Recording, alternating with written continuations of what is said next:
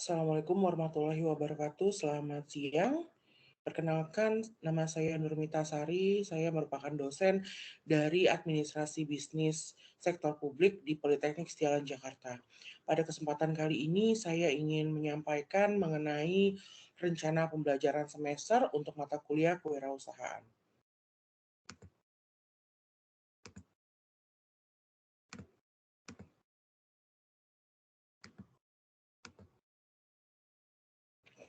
Baik, mata kuliah kewirausahaan ini merupakan rumpun mata kuliah untuk perilaku berkarya yang terdiri dari 3 SKS dan disajikan atau ditawarkan pada semester ganjil atau semester 5 atau 7 gitu tergantung kurikulumnya. Lalu karena kami di vokasi tidak ada prasyarat untuk mata kuliah ini, dan ini merupakan mata kuliah prodi dengan bentuk pembelajaran nanti di kelas berupa pertemuan tatap muka dan sekaligus melaksanakan praktikum. Oke, untuk deskripsi mata kuliah sendiri terdiri dari bahwa mata kuliah kewirausahaan ini membahas mengenai konsep, ciri-ciri, sikap mental, keterampilan, dan hambatan kewirausahaan, serta penerapannya dalam dunia usaha, maupun sebagai intrapreneur ketika mereka bekerja di perusahaan atau pemerintahan. Kalau tadi yang entrepreneur, eh, pelaku usaha langsung gitu ya. Lalu untuk referensi utama, ada 3 buku yang saya gunakan, namun tidak menutup terhadap referensi-referensi lain seiring dengan perkembangan zaman. Nah, maka akan digunakan mungkin video atau jurnal-jurnal gitu ya. Nah, untuk mata kuliah kewirausahaan ini, capaian pembelajaran lulusan yang diharapkan setelah mengikuti mata kuliah kewirausahaan ini adalah para mahasiswa mampu menunjukkan sikap bertanggung jawab atas pekerjaan di bidang keahliannya secara mandiri, karena memang diarahkannya adalah sebagai entrepreneur dan entrepreneur, artinya mereka mampu berinisiatif sendiri gitu ya, melakukan sesuatu secara mandiri. Jadi ada dorongan dari kekuatan dalam dirinya. Menguasai prinsip dan teknik komunikasi persuasif lintas organisasi dan lintas budaya di bidang bisnis gitu ya, agar lebih luas dalam mengajak atau melakukan kegiatan persuasif. Mampu memelihara dan mengembangkan jaringan kerjasama dan hasil kerjasama di dalam maupun di luar lembaganya. Yang keempat adalah menggunakan keterampilan hubungan antar pribadi, respek dan empati, dan mengimplementasikan teori kelompok untuk menyampaikan dan mempersuasi penyelesaian konflik antar pribadi, kelompok, dan sosial dalam organisasi. Dan yang terakhir adalah bekerja dalam tim secara efisien dan efektif dengan latar belakang sosial dan akar budaya bisnis yang beragam. Jadi seorang entrepreneur dan entrepreneur harus bisa luas, harus bisa masuk ke segala macam golongan sehingga mereka bisa menjalankan bisnisnya dengan sebaik-baiknya. Mengenai peta konsep, dimulai dari entry behavior bahwa mahasiswa mampu menjelaskan pengertian konsep dasar perencanaan, proses, teknik, dan praktek kewirausahaan. Lalu dikaitkan dengan materi-materi dalam manajemen keuangan, sumber daya manusia, operasional, dan pemasaran, serta mampu menguasai skill kewirausahaan entrepreneur, juga entrepreneur. Lalu kemudian mereka mampu memahami dengan baik konsep pemikiran ilmiah, mampu memahami teknik-teknik dalam manajemen dalam mengaplikasikan konsep-konsep tersebut, mampu mengaplikasikan kegiatan kewirausahaan, dan pada akhirnya setelah mengikuti, mahasiswa mampu memiliki profil intrapreneur atau entrepreneur dan dapat menganalisis dan menyusun rancangan bisnis yang komprehensif. Baik, ini hasil belajarnya seperti dari peta yang sudah disebutkan sebelumnya. Mengenai bahan kajian, ada beberapa hal karena mata kuliah kewirausahaan ini merupakan gabungan dari paling tidak ada sumber daya manusia, keuangan, pemasaran, operasional, dan lain-lain. Maka merupakan pengulangan dan pengayaan pendalaman kembali mengenai mata kuliah tadi ya. Yang pertama tentunya kita harus menggambarkan mengenai wirausaha serta karakteristiknya, serta mengidentifikasikan karakter dan skill-skill yang dibutuhkan untuk menjadi wirausaha. Memahami tentang kreativitas dan inovasi dengan kaitannya pada kewirausahaan, karena menjadi wirausaha harus selalu berpikiran kreatif dan inovatif, bukan hanya pada saat usahanya baru dimulai, tapi seiring dengan berjalannya waktu akan ada tantangan dan penyesuaian yang harus dilakukan oleh mahasiswa, oleh pelaku bisnis, sehingga harus ada jiwa kreatif dan inovatifnya. Kemudian secara terstruktur, akan melakukan perencanaan bisnis dalam cakupan visi, misi, serta manajemen produksi dan operasi. Ini untuk operasional. Lalu yang kedua adalah di marketing, atau di sini poin kelima adalah memahami tentang strategi marketing dalam bisnis.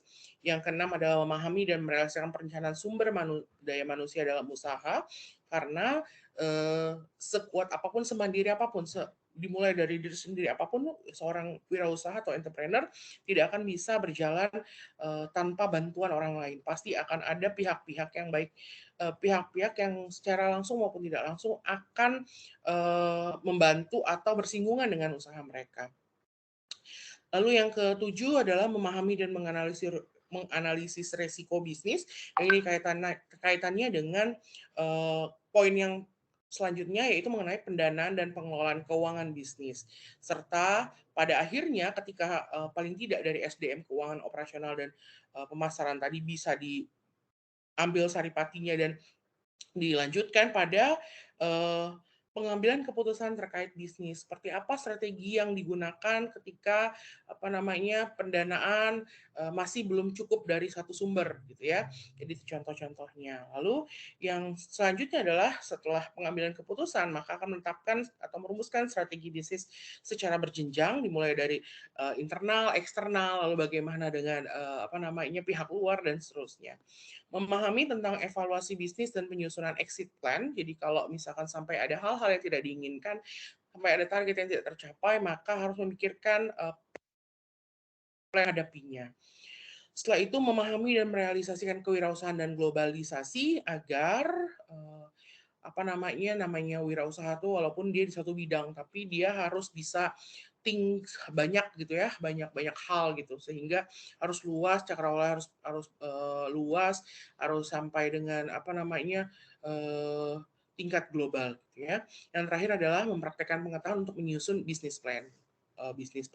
Jadi kalau karena kita juga di pendidikan vokasi, artinya bisnis plan yang masih bersifat proposal bisnis gitu ya, maka akan juga diarahkan menjadi pembuatan prototipe atau contoh apa bisnis atau produk atau jasa yang mau ditawarkan oleh mahasiswa. Maka ini mata kuliah ini di akhir juga akan sampai ke sana. Mengenai metode pembelajaran dan kode etik perkuliahan, ini adalah dalam bentuk perkuliahannya adalah bentuk tatap muka, penugasan terstruktur dan belajar mandiri. Artinya di tatap muka di sini dosen memberikan teori, memberikan input, memberikan pengetahuan kepada para mahasiswa, digabungkan juga dengan ada kemungkinan tanya jawab ya, pasti ya, karena biar dua arah, tidak hanya satu arah berasal dari hanya dosennya saja gitu ya. Lalu akan ada evaluasi berupa penugasan terstruktur di mana mahasiswa mungkin bisa saja penugasan tersebut contohnya adalah mereview artikel atau jurnal gitu ya, sehingga mahasiswa mendapatkan kemampuan ya dengan arahan dosen yang diberikan umpan balik. Pengalaman belajar mahasiswa dapat pelatihan, pentas pertunjukan tugas individu atau kelompok, pengamatan di lapangan dan bentuk struktur lainnya. Bisa saja tugasnya adalah mewawancarai UMKM di sekitar tempat tinggal mereka gitu ya. Lalu ada poin juga untuk belajar mandiri, yaitu kegiatan mandiri yang dilakukan untuk mencapai hasil belajar mata kuliah dengan atau tanpa arahan dosen. Untuk mata kuliah kewirausahaan ini pasti banyak sekali contoh yang bisa diambil gitu, nggak usah pergi kemana-mana, kita kiri kanan kita banyak banget wirausaha ya. Mengenai diskusi dan tutorial ini juga akan diberikan pengalaman belajar tersebut di kelas maupun di luar kelas gitu ya. Mahasiswa juga untuk mempresentasikan apa yang menjadi temuannya, itu juga menyampaikan. Jadi dia setelah mengumpulkan informasi, kemudian mereka mengolah informasi tersebut sesuai dengan level yang mereka miliki, lalu kemudian menginterpretasikan atau mempresentasikan hasil temuannya tersebut. Mengenai kehadiran dalam kelas akan minimal 80% dari 14 kali pertemuan, karena 2 kali itu merupakan UTS dan UAS, dan itu wajib hukumnya, gitu ya. Kode etik, evaluasi kualitas kuliah, nanti akan ada survei yang apa namanya dibagikan kepada mahasiswa mengenai perkuliahan selama ini seperti apa. Terus udah gitu jadwalnya ya 2,5 jam karena dia adalah 3 SKS 3 kali 50 menit, berarti 150 menit jadi 2 jam setengah. Mengenai rencana pembelajaran semester untuk apa namanya minggu ke minggunya gitu ya. Tadi sudah dibahas sedikit di bahan kajian. Yang pertama adalah mendapatkan gambaran mengenai wirausaha serta karakteristiknya. Maka bahan kajian yang akan digunakan dalam apa namanya mata kuliah minggu ini adalah berupa pengenalan mengenai wirausaha dan pengertian ciri-ciri karakteristik dan refleksi pribadi tiap individu. Bagaimana mereka memandang wirausaha atau apa namanya entrepreneur yang mereka tahu saat ini saat ini gitu ya tanpa adanya tambahan pengetahuan sebelumnya. Jadi semacam apa namanya ditanya jawabkan juga seperti apa sih wirausaha yang kalian tahu. Lalu bentuk pembelajarannya tatap muka, ceramah, diskusi dan tanya jawab. Waktu 150 menit pengalaman belajar mahasiswa itu biar mahasiswa bisa menyimak apa sih cerita-cerita lain dari wirausaha selain dari teorinya juga dari apa tambahan apa namanya cerita dari teman-teman sekelasnya ya.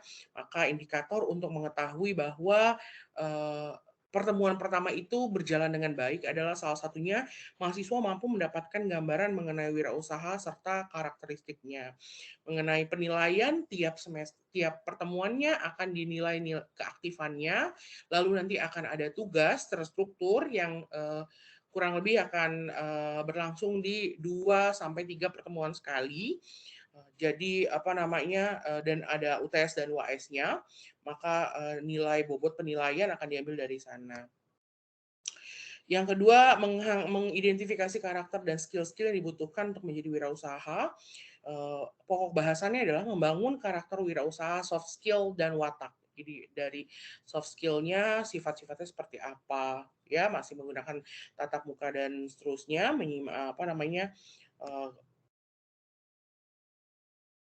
Lalu yang ketiga adalah memahami tentang kreativitas dan inovasi dengan kaitannya pada kewirausahaan, penilaian peluang pasar terhadap bisnis kreatif. Jadi harus mampu mencari apa sih bisnis-bisnis kreatif yang semakin kesini itu semakin digali gitu ya. Apa yang bisa dibedakan? Apa yang akan membedakan produk atau jasa yang kalian tawarkan dengan yang sudah ada? Ya, dikasih tambahan, dikasih apa namanya aksesoris-aksesoris dan seterusnya gitu ya mengenai penugasannya juga bisa dilakukan dengan cara mereka menyebutkan kembali atau mengulas sedikit mengenai bisnis-bisnis kreatif. Yang keempat adalah melakukan perencanaan bisnis dalam cakupan visi, misi, serta manajemen produksi dan operasi.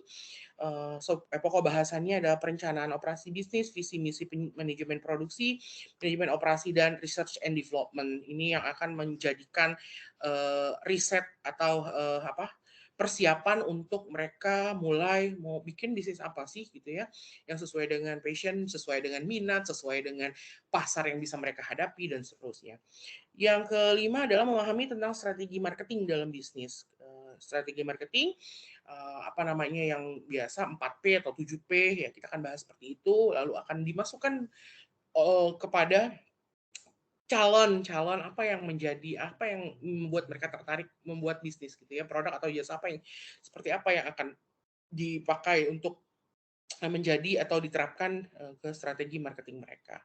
Tentu ditambahkan dengan teori-teori mengenai marketing mix atau pemasaran. Yang keenam adalah memahami dan merelasikan perencanaan sumber daya manusia dalam usaha. Perencanaan sumber daya manusia dalam pembentukan operasional atau usaha gitu ya. Karena ada teori-teori yang harus dimasukkan di sana karena secanggih apapun, sekeren apapun teknologi yang digunakan kalau sumber daya manusianya belum siap atau memang belum bisa untuk kita rencanakan dengan sebaiknya maka mungkin nanti turnover karyawan itu menjadi mudah, menjadi gampang keluar masuk sehingga membuat bisnisnya juga terganggu. Yang ketujuh adalah memahami dan menganalisis risiko bisnis. Manajemen risiko bisnis ini dikaitkan dengan keuangan yang dilanjutkan di pertemuan setelah UTS, karena pada minggu ke-8 adalah minggu UTS. Yang ke-9 mengenai pendanaan dan pengelolaan keuangan bisnis, dimulai dari perencanaan pendanaan dan pengendalian keuangan, bagaimana mendapatkan dana sebagai modal kerja lalu digunakan, lalu bagaimana bisa menjual dengan baik sehingga bisa menghasilkan keuntungan yang tidak macet, tidak sulit, artinya tidak menumpuk satu modal di satu tempat. Yang ke-10 mengenai analisis pengambilan keputusan terkait bisnis. Ini pengambilan keputusan bisnis, bagaimana semua item-item yang mau dituju atau target-targetnya itu bisa membuat keputusan bisnis ini menjadi keputusan yang tepat. Ada penugasan terstruktur di sana membuat contoh proses pengambilan keputusan. Apakah membeli mesin A atau mesin B itu kalau mesin A lebih murah, maka apakah lebih baik beli mesin A dan seterusnya, apa lebih baik beli mesin B yang lebih mahal dengan keunggulan sebagai berikut ya. Lalu yang ke-11 adalah merumuskan strategi bisnis secara berjenjang. Kalau tadi saya bilang di awal ada internal, ada eksternal, maka ada level-level di sini juga, corporate level strategi, business level strategi, functional level strategi, dan strategi baik versus strategi buruk, dan analisis positioning. Udah seperti apa sih kita dalam maunya tuh, kita mau ke arah mana, produk atau jasa yang kita tawarkan itu mau ditaruh sampai di level mana. Memahami tentang evaluasi bisnis dan penyusunan exit plan, termasuk di dalamnya adalah pokok bahasan mengenai analisis keunggulan bersaing, analisis kinerja perusahaan, analisis lingkungan usaha, analisis trend, exit, atau growth plan. Yang 13 adalah mengenai kewirausahaan dan globalisasi, sejarah globalisasi dan posisi Indonesia di dalamnya, revolusi industri 4.0, globalisasi dan kewirausahaan. Bagaimana seorang wirausahawan yang bekerja sendiri, merekrut banyak karyawan segala macam, terus udah gitu melakukan kegiatan bisnis, alur produksi dan seterusnya, itu bisa memberikan kontribusi terhadap hal-hal yang bersifat global atau lebih luas lagi dari yang tadi yang sekecil itu. Yang ke-14 dan 15 minggu terakhir sebelum UAS adalah mempraktekkan pengetahuan untuk menyusun bisnis plan, bisnis plan, proposal, perencanaan, kerangka rencana usaha, bisnis model canvas, dan kerangka bisnis plan. Ini juga termasuk penugasan terstrukturnya adalah membuat bisnis plan, dan tadi pada saya di awal saya sebutkan bahwa lebih baik kalau memang sudah ada prototipe. Ini sifatnya berjalan gitu ya, tapi kurang lebih dari 14 pertemuan akan ada beberapa materi-materi yang setelah saya sebutkan dengan capaian tertentu dan pokok-pokok bahasan apa saja yang akan mendapatkan yang akan dikaitkan dengan materinya. Seperti itu saja mungkin untuk penjelasan mengenai RPS atau mata kuliah kewirausahaan. Saya akhiri. Selamat malam. Assalamualaikum warahmatullahi wabarakatuh.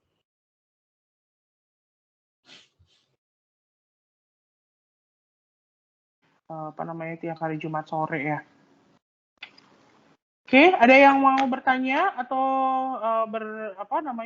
bercerita? Masih ada waktu sekitar 6 menit lagi sampai Ibu matikan dan Ibu apel. Ini sih, kalau nggak salah sih, ini pernah nih, Safik kalau nggak salah Ibu pernah dengar ada itu ya, Safik ya? Pernah punya bisnis, bukan sih Safik yang di kreativitas dan inovasi, mata kuliah kreativitas dan inovasi? Alhamdulillah. Kuliah bisnis gimana Ibu? Iya, kamu sudah pernah menjalankan bisnis atau sudah berwirausaha gitu. Iya nggak sih, benar nggak sih di mata kuliah kreativitas inovasi Ibu lupa ingat sih. Kayaknya bukan saya Bu, salah orang kali Bu. Sama saya, Ibu ngelihat walaupun di blur itu kamu duduknya soalnya di kursi direktur, benar nggak? Enggak Bu. Minjem punya om saya ini Bu. Oh, oke. Nabila kemarin sempat udahan gitu, terus udah gitu lanjut lagi gitu ya Nabila ya? Iya benar Bu, terus juga kan apalagi kampus ngedarin kalau misalkan daring lagi, ya udah saya terima aja. Oh gitu. Berarti kinerja kamu dinilai baik ya, makanya sampai dipanggil lagi gitu. Tadinya memang kontraknya habis pada saat kira-kira mau perkuliahan mulai gitu ya Nabila ya? Oh, oke. Kamu di percetakan ya kalau nggak salah ya? Iya Bu. Ada lagi yang mau bertanya atau bicara? Silakan Ibu berikan kesempatan. Sebelum baterai Ibu juga 1% lagi ternyata. Kalau tidak ada, untuk menggenapi kuliah kita pada pertemuan pertama hari ini, jadi Ibu persilakan kalian untuk melanjutkan dengan jangan dulu buka sosmed ya. Bukan cuma buka lanjutkan dengan buka IG ataupun YouTube itu boleh, tapi untuk mencari inspirasi kira-kira apa sih bisnis atau yang nanti bakal dibawakan di bisnis plan dan juga di prototipe dari produk atau jasa tersebut ya. Kalau kita bicara wirausaha secara umum ya tentunya kayak misalkan melakukan kegiatan bisnis secara tradisional itu hal yang biasa gitu ya. Tapi kalian ini kan termasuk yang generasi sangat amat kekinian gitu ya, baru lahir tahun 2002 di saat Ibu 2002 apa 2001 ya? Ya, di saat Ibu sudah sudah mulai kuliah, kalian baru lahir gitu ya. Sehingga apapun misalkan nanti usaha atau bisnisnya itu tidak hanya seperti biasa-biasa saja gitu ya. Misalkan kayak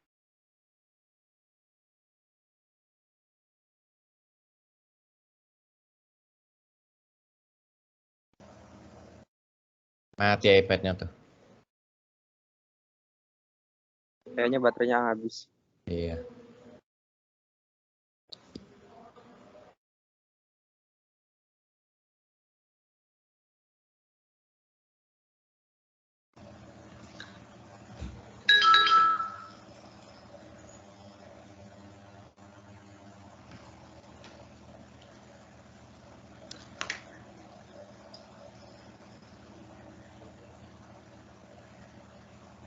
Masih di mute, Bu.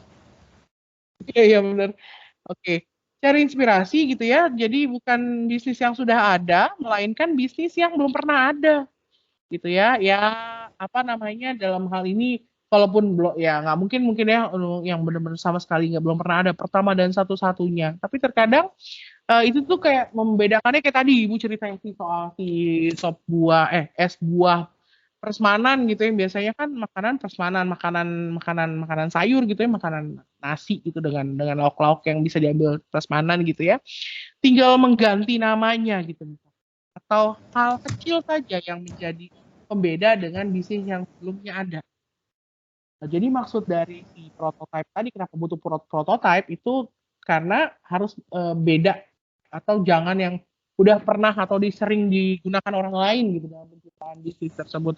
Ini kita harus punya yang berbeda gitu ya, berbeda dengan yang lainnya. At least tidak pasaran gitu ya, tidak tidak mengekor di di yang sudah ada gitu ya, tapi kita harus punya inovasi, harus ada kreasi dari sana. Yang biasanya misalkan coffee shop gitu ya, jualan kopi sama biasanya snack gitu ya. Gimana kalau dia dikombinasikan dengan misalkan contohnya dengan nasi Padang gitu ya, kan belum pernah ada tuh. Yang ada kan biasanya rumah makan Padang, rumah makan nasi Padang, ya jual kopi sih ada juga menyediakan kopi. Tapi ini coffee shop, benar-benar coffee shop gitu ya. Inspirasinya bisa didapat dari mana aja gitu, dari banyak ngobrol, dari browsing. Nah ini saatnya mungkin boleh kalian mulai dari sekarang kira-kira apa yang menarik hati kalian, yang kira-kira sesuai dengan minat dan kemampuan kalian. Ini yang akan digunakan nanti dalam apa yang bakal jadi output yang bakal dibahas dalam satu semester pertemuan kita di mata kuliah kewirausahaan ini. Tuh. Kalau ada yang masih mau bertanya secara langsung, Ibu persilakan 2 menit lagi ya. Bu, mau nanya Bu. Boleh? Siapa dulu nih? Saya dulu apa Hamas ya? Mas duluan deh Mas. Gue nggak mau nanya, ini kepencet, sorry. Iya. Soalnya nggak ada suara sama sekali Hamasnya. Oke, silakan. Ini siapa yang mau bertanya nih? Firman ya? Bukan? Iya Bu. Oke, gimana Bu. Firman? Bu Ya. kan saya tadi kan bilang kata ide baru ya. Ide baru atau bisnis baru. Kan saya pernah buat juga Bu bisnis plan gitu-gitu. Ada beberapa sih, tapi pernah saya ikutin kompetisi itu boleh nggak Bu kalau dijadiin inian Bu? Lagi. Apa harus saya buat baru lagi? Lagi itu apa produk? Waktu itu tumbler pinter, terus apa lagi ya? Banyak sih, terus tumbler yang bisa ituin suhu katanya lagi itu ya. Iya, yang bisa bangunin, iya, yang dulu itu. Yang berkompetisi sama Pramex lagi itu sama Clara ya. Iya Bu, gimana Bu? Ya, yang lagi itu berkompetisi sama Clara sama Pramex ya. Iya, yang saya salah tulis gaji malah 10.000. Itu ngerjain semalaman dulu. Familiar. Itu berarti kalau kayak gitu kamu termasuk orang yang gampang mencari lain lagi lah Firman. Yang itu udah pernah dibahas, ibu udah pernah tahu, ibu tahu arahnya kemana, tahu salahnya di mana. Jadi kamu cari yang lain lagi ya. Siap Ibu. Oke. Ya bisnisnya nggak harus baru, misalkan kayak di di Padang sana sekitar 2 tahun yang lalu, ibu tahu ada namanya Kopi Milo, Kopmil ya, yang rame banget. Dan di Jakarta itu kayak rasa-rasa kayak pernah 1-2 tempat ibu lihat gitu ya, tapi nggak sampai booming gitu ya. Itu kan sesuatu yang baru sebetulnya. Bagaimana kamu, padahal si kopi itu banyak yang minatnya, walaupun ada juga misalkan kayak di Janji Jiwa juga ada kopi pakai Milo kan, sebenarnya kan, cuman pembawaan kamu terhadap bisnis tersebut itu yang akan dinilai dalam mata kuliah kewirausahaan. Gitu. Ada lagi?